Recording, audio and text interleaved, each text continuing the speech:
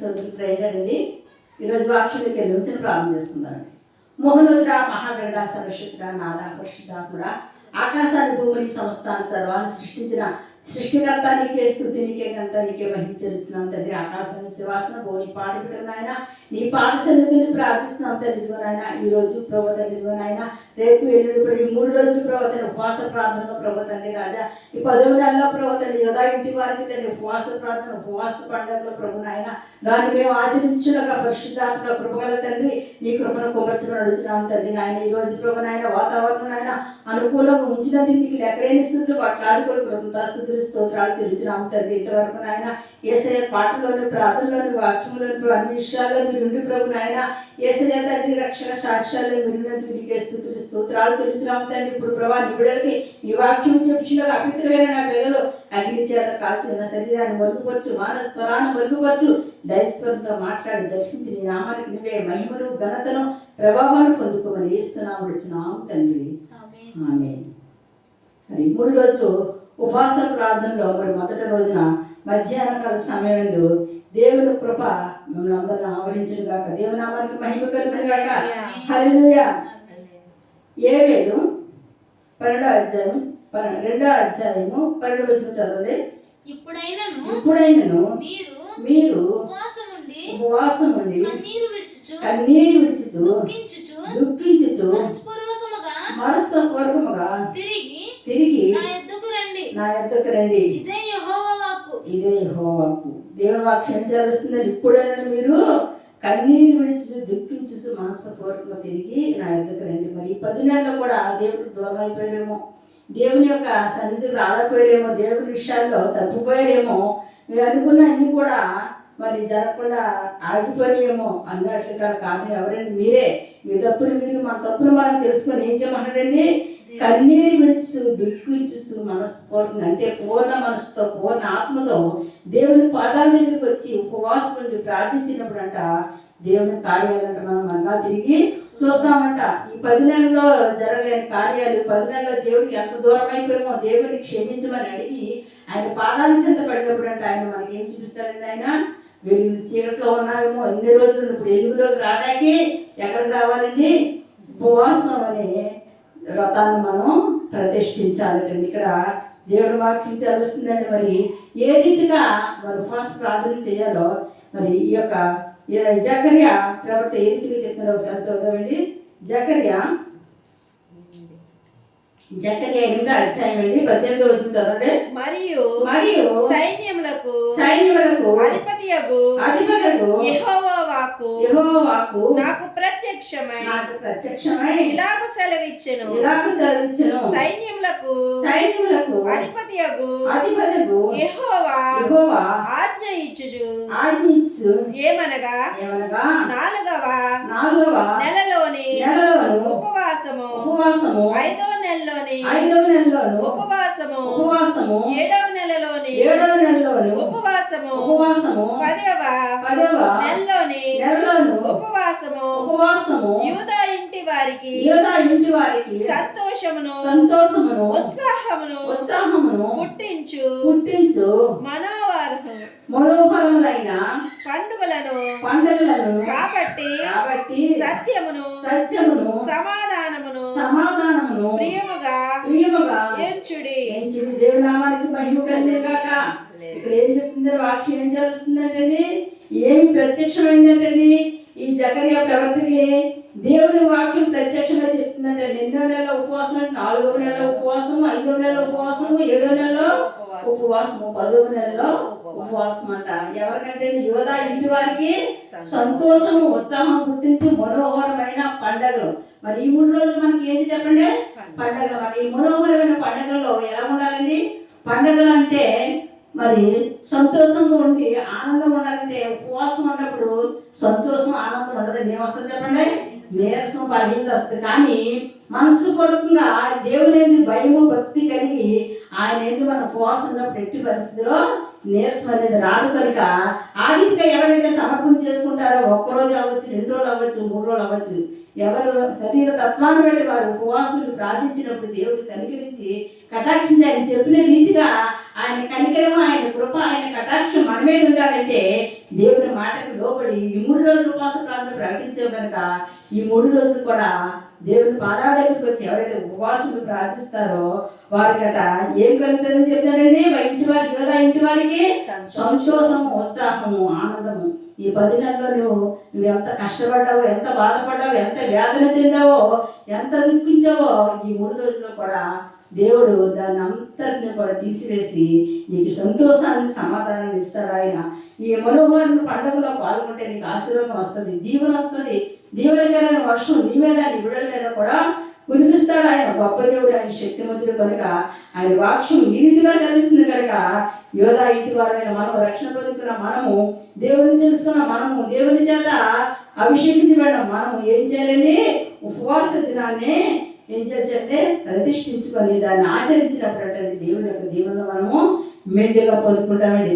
అటు రీతిగానే ఏవేలు ప్రవక్త ఏం చెప్తాడు ఇక్కడ చదవండి. ఏవేలు 2వ అధ్యాయము కదండి, చదవండి. నీ దేవుడైన యెహోవా వాత్సల్యము గల వాడును శాంతిమూర్తియు అత్యంత కృపగలవాడునై ఉండి తాను చేయనుద్దేశించిన కీడును చేయక పశ్చాత్తాపపడును గనుక మీ వస్త్రములను కాక మీ హృదయములను చింపుకొని ఆయన తట్టు తిరుగుడి. ఇక్కడ వాక్యం చాలా భయంకరంగా ఉంది. ఏమన్నాడండి? మీ దేవుడైన యెహోవా కరుణా వాంఛనము గల దేవుడు. ఎవరంటాడైనా?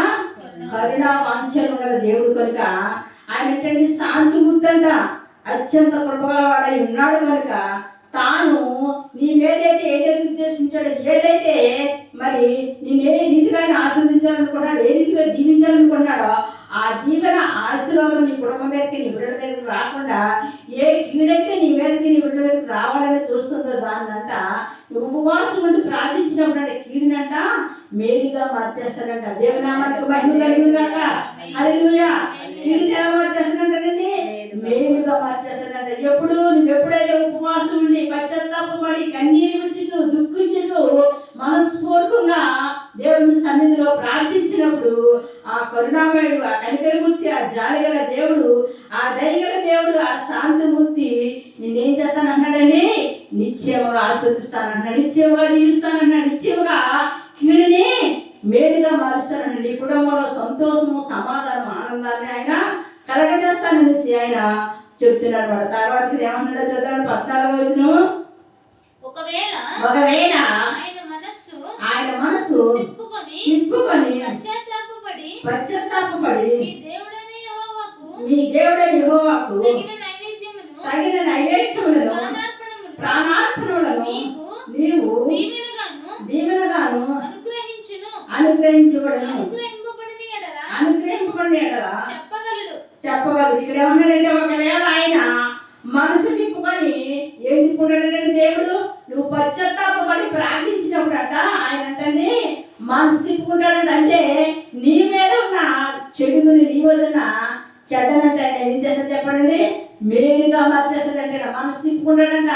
ఆయన నీవు చేసిన అతిక్రమలు పెట్టి, నువ్వు చేసిన పాపములు పెట్టి, నువ్వు చేసిన ద్వేషములు పెట్టి నేను శిక్షించాలని అనుకున్నాడు. కానీ ఎప్పుడైతే నువ్వు పశ్చాత్తాపడ్డావు, ఎప్పుడైతే నువ్వు కన్నీరు కార్చావు, ఎప్పుడైతే నువ్వు దిక్కించావో, ఎప్పుడైతే నువ్వు దేవుని పాదాలు పట్టుకొని ప్రార్థిస్తున్నావో అప్పుడు అంటే ఆయన నిశ్చయముగా ఏం చేస్తానంటాడండి? ఆయన కనికరం చూపించి జాలి చూపించట శాపాన్ని ఆశీర్వాదంగా మార్చేస్తానని చెప్తాడు, కీడిని మేలుగా మార్చేస్తానని చెప్తాడు. సరే ఇక్కడ అంటాడని అనుగ్రహించేవాడు ఎవరంటే దేవుడు మాత్రమే. మనుషుల అనుగ్రహం ఉంటే వారికి ఏమి జరగదు. ఎవరి అనుగ్రహం కావాలండి? దేవుని అనుగ్రహం కావాలి, దేవుని కృప కావాలి, దేవుని దయ కావాలి. అందుకని దేవుని దయలో మనం ఏం చేయాలి చెప్పండి? నానాటికి దినదినానికి మనము బొత్తులుతూ ఉండాలంటండి. ఇక్కడ తర్వాత మళ్ళీ ఇంకా చెప్తున్నాడు, చూద్దామండి. ఇక్కడ 15వ వచనం.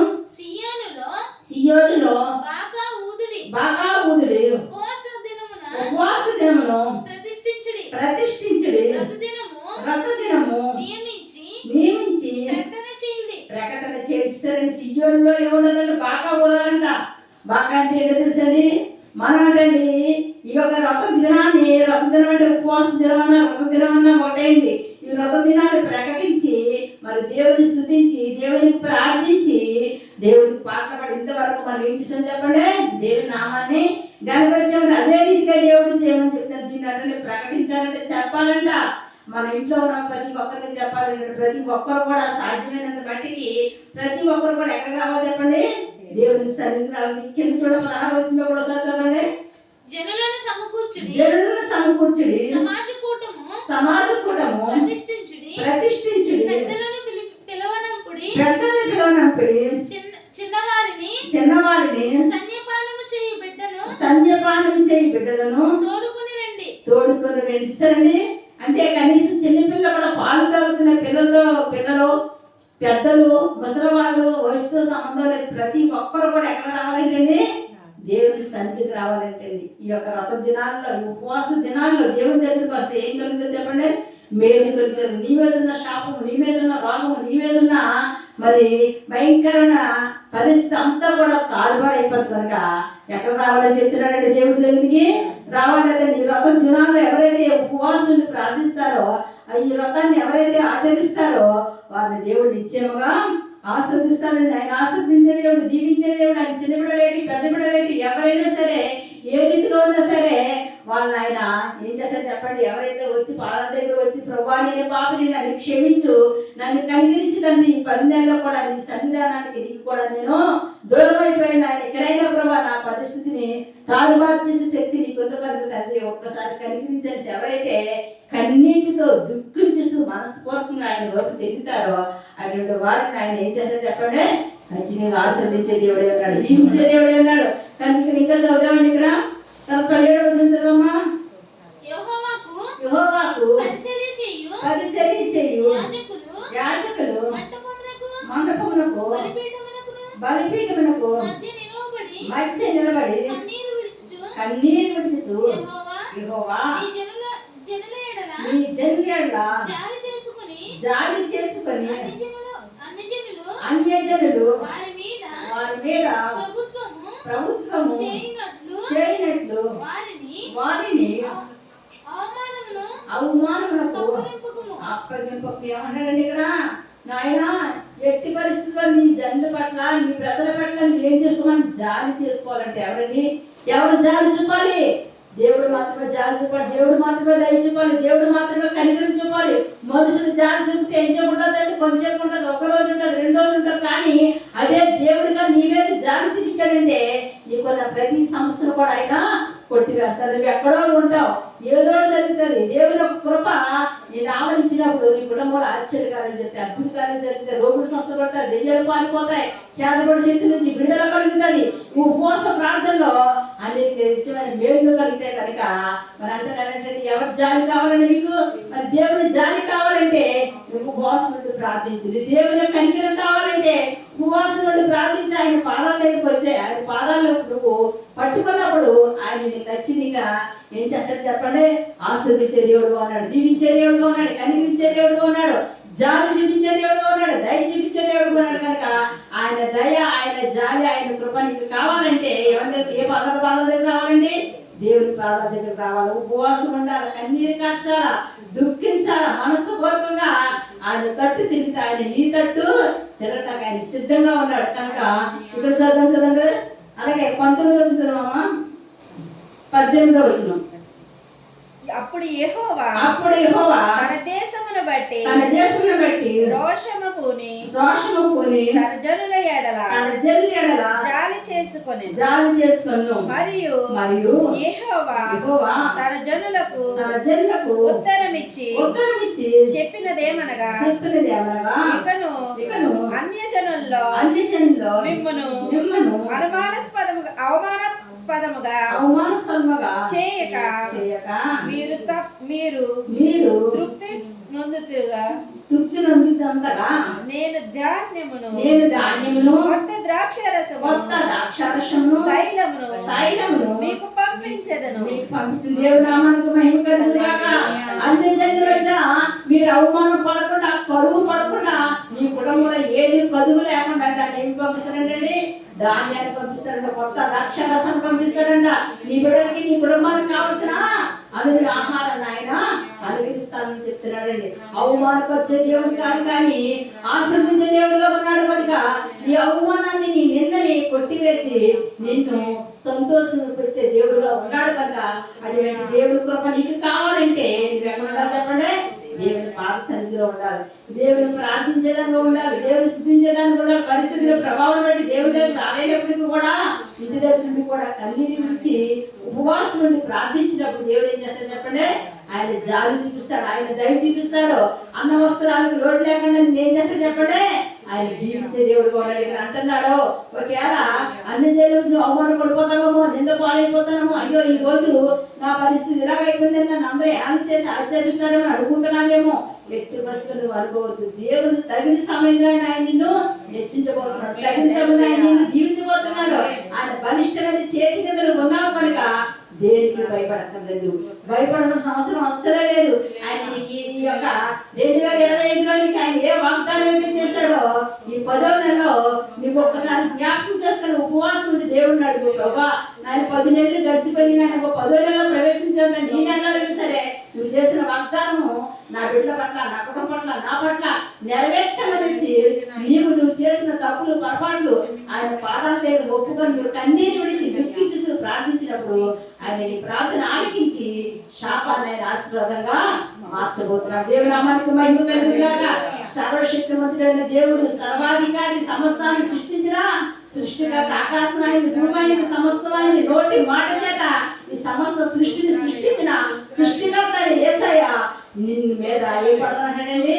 జాలి పడతానండి. దేశం మీద జాలి పడతానంటాడు, నీ ప్రజల మీద జాలి పడతానంటాడు, నీ కుటుంబం మీద జాలి పడతానంటాడు, నీ బిడ్డల మీద జాలి పడతానంటున్నాడు. కనుక ఆ జాలి పడిన యేసయ్య, ఆ జీవము గల యేసయ్య, ఆ దయగల యేసయ్య అంట నీకుండా లోకంలో ఏమున్నా ఏమి లేకపోయినా నీకు అవసరమే లేదు. అందుకే అంటున్నాడు, లోకంలో ఉన్నవాడి కన్నా నీలో ఉన్నవాడు గొప్పవాడు, గొప్ప దేవుడు. కనుక ఆ గొప్ప దేవుడిని, ఆ శక్తివంతుడిని మరి నువ్వు స్మరించుకుంటూ ఆ సర్వశక్తివంతుడిని యేసయ్య పాదాలని నువ్వు పట్టుకుని ప్రార్థిస్తున్నప్పుడంట ఆయన ఖచ్చితంగా నిన్ను ఆస్వాదించబోతున్నాడు. ఇంకా చూద్దామండి, ఇంకా చూద్దామండి, కిందకి వచ్చేయండి. 21 వచ్చిన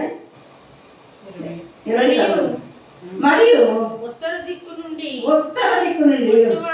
వచ్చి వాటిని మీకు దూరముగా పారదోలి ఎండిపోయిన నిష్ఫలమైన భూమిలోనికి వాటిని తోలివేతును. అవి గొప్ప కార్యములు చేసెను కనుక వాటి మట్టికి అది ముందర భాగమును తూర్పు సముద్రములోనికి వెనుకటి భాగమును పడమటి సముద్రములోనికి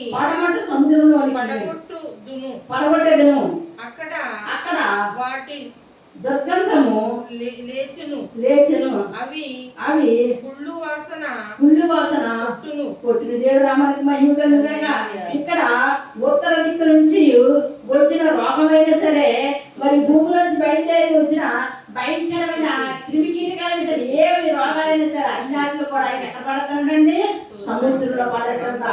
ఆ సముద్రంలో పడినప్పుడు ఆయన ఏం చేయాలి? కుళ్ళి కంపు కొట్టుకుంటాయంట. సరే, ఎంత గొప్ప దేవుడు, నీకోసం ఆయన గొప్ప కార్యం చేస్తారంట. దేవుడు నామానికి ఆయన ప్రేమిస్తున్నాడు కనుక ఆయన తప్పిస్తానంటున్నాడు, రోగం నుంచి తప్పిస్తానంటున్నాడు, బాధ నుంచి తప్పిస్తానంటున్నాడు, ఇబ్బంది నుంచి తప్పిస్తానంటున్నాడు.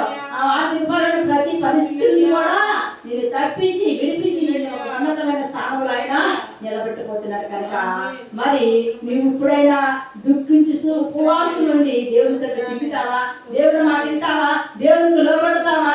లేదంటే మనుషులకు చూస్తున్నావేమో, మనుషులకు చూస్తామంటే పడిపోతావు, దేవుని చూస్తామంటే ఆయన లేవనెత్తాడు. ఎటువంటి వ్యాధినైనా సరే దాన్ని ఏం చేస్తానంటే సముద్రంలో పడేసి దాన్ని ఏం చేస్తానంటే నాశనం చేస్తానని చెప్పినాడు. కనుక ఏ రోగం అని తెలిసేరదు. ఎప్పుడైతే నువ్వు దేవుడి మాటకు లోబడతావో, దేవుడిని మాటకు లోబడి ఆయన తట్టు నువ్వు తిరుగుతావో, ఆయన నీ తట్టు తిరుగుతాడు. నీ క్షేమాన్ని, ఆశీర్వాదాన్ని, జీవనని ఆయన దయచేస్తాడు. తర్వాత కింద మాట చదువుతామండి. దేశమా దేశమా భయపడక భయపడక సంతోషించి సంతోషించి గంతులు వేయము. గంతులు వేయము. యెహోవా యెహోవా గొప్ప కార్యములు చేసెను. గొప్ప కార్యము చేసి చూస్తారండి. ఈ రీతిగా రోగాలన్నీ సముద్రంలో పడిపోయినప్పుడు మరి దేశానికి ఏమైనా భయం ఉంటుందండి? అందుకని దేశమా భయపడకు. ఆయన మరి అందుకోసం మనం ఎక్కువగా ఎవరి కోసం ప్రార్థించాలండి? దేశం కోసం, దేశంలో ఉన్న ప్రజల కోసం ప్రార్థించాలండి. ఇరుగు వారి కోసం, పొరుగు వారి కోసం, అందరి కోసం మనం ఏం చేద్దామంటే ప్రార్థన చేయాలి. ఉపవాసం ఉన్నామనేసి ఊరికలో ఉండకూడదు. కానీ ఉపవాస ప్రార్థనలో ఈ దేశం కోసం, దేశంలో ఉన్న ప్రజల కోసం, అధికారుల కోసం, అధిపతుల కోసం, అందరి కోసం, ప్రజలందరి కోసం కూడా మనం ఏం చేయాలండి? ప్రార్థన చేయాలంటండి. మరి ప్రజలంతా బాగుంటేనే కదండి దేశం బాగుంటుంది. దేశం బాగుంటేనే కదా ప్రజలు బాగుంటారు. అందుకే మన దేశంలోకి ఎట్టి పరిస్థితుల్లోని భయంకరమైన వ్యాధులు రాకుండా, భయంకరమైన తుఫాన్లు, భయంకరమైన సునాములు, భయంకరమైన పరిస్థితులు రాకుండా ఏం చేయాలి? మనము ప్రార్థనలోనండి, ఉపవాస ప్రార్థనలోనంట దేవుడు మనం అడగాలంటండి. ఇక్కడ అందుకే అంటున్నాడు. తర్వాత ఇంకా చెప్తాడు 22 అన్నాడు. 22 వచ్చిన చదవమ్మా. పశువులారా భయపడకుడి, భయపడకుడి. గడ్డి బీళ్ళలో పచ్చిక ద్రాక్ష చెట్లు పచ్చిక మేలుచు సమృద్ధిగా ఫలించును. సియోను జనులారా ఉత్సహించి మీ దేవుడైన యెహోవానందు సంతోషించుడి. తన నీతిని బట్టి ఆయన తొలకరి వర్షమును మీకు అనుగ్రహించును. వాన కురిపించి పూర్వమందు వలె తొలకరి వర్షమును, కడవరి వర్షమును మీకు అనుగ్రహించు. దేవుని నామానికి మహిమ కలిగినగా దేవుడు మీ యందు సంతోషించి ఆయన నీతిని బట్టి ఏం చేస్తాడంటే తొలకరి వర్షం, కడవరి వర్షం కూడా కురిపిస్తాడంటే. వర్షాలు పడకపోతే భూమి పండుతుందండి. పండదు కనుక మరి భూమి పండాలంటే ఏం పడాలి చెప్పండి? వర్షాలు దాని కాలంలో, దాని సమయంలో ఆ తొలకరి వర్షం, కడవరి వర్షం పడినప్పుడైనటువంటి సమృద్ధిగా భూమి పండిస్తుందట.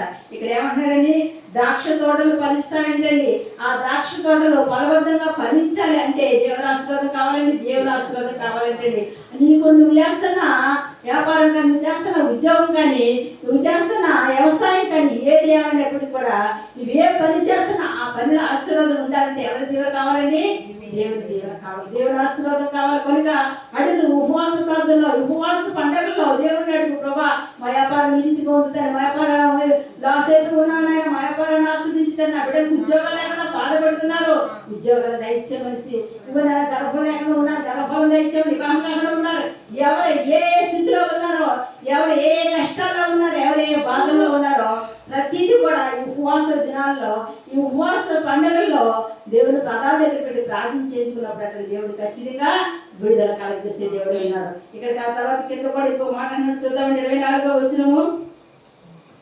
24వ వచనమండి. కొట్టులో ధాన్యముతోను కొత్త ద్రాక్షారసమును కొత్త తైలమును గానుగలకు పైగా పొర్లు పారును.